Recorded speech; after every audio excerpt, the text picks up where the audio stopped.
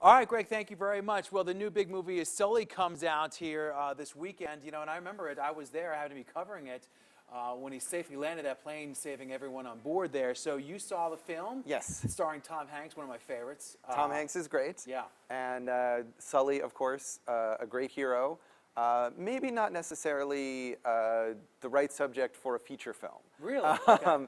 I think, well, the thing about this is, of course, Sully is famous for having landed the passenger airliner in the Hudson River, Right. saving all the passengers who were on board after the engines failed, which was an amazing feat. And as he says in the movie, 208 seconds is how long this moment lasted. And that's a lot less time than you need for a whole feature film. Right. So I think the difficulty with this film is finding enough material to make it a full story and not just this one brief, amazing thing that happened.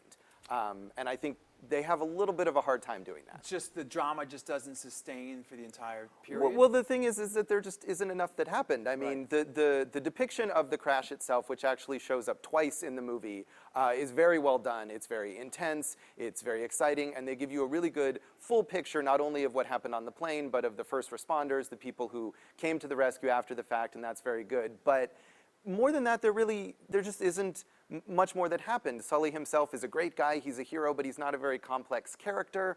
They kind of try to create a little extra drama with some hearings that happened afterwards, but ultimately, everything went perfectly, which is why it's an amazing story, but is also why it's not great drama. I hear that some of the investigators involved in those hearings weren't exactly thrilled with the way they were portrayed in this movie. I wouldn't blame them. They gave him a little bit more of a hard time in the movie than in real life. I mean, I think that's part of what they're trying to do in the movie because, again, they need to create more conflict, they need to create more drama, so they make these investigators almost into villains when really they're just trying to get a full picture and find out all the details and make sure things were done properly, and ultimately they were, and everything went the way it was supposed to go, and again, that makes it tough for there to be something to hold your attention throughout an entire 96-minute movie. So, is there a moment where you could just cheer? Because I know in covering it, it was something just spectacular to think that this plane landed safely on the river and everyone survived. It was an amazing moment in American history. It is, and like I said, the event itself is amazing, is definitely something you can cheer for and is depicted really strongly.